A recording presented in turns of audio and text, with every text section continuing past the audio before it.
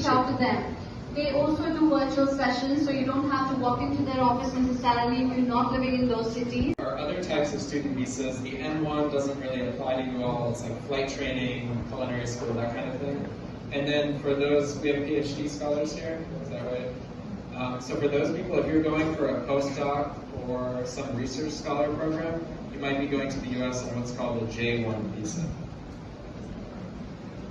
So this has already been mentioned by my colleague Rasheen, but please consider speaking to Education USA instead of a private consultant.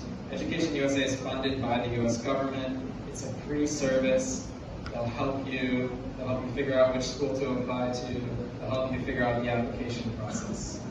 So after that's done, so my role here, I'm a consular officer at the Consulate in Hyderabad. So what I do is I do a lot of the visa interviews. So I've spoken to hundreds, thousands of students who want to get a student visa.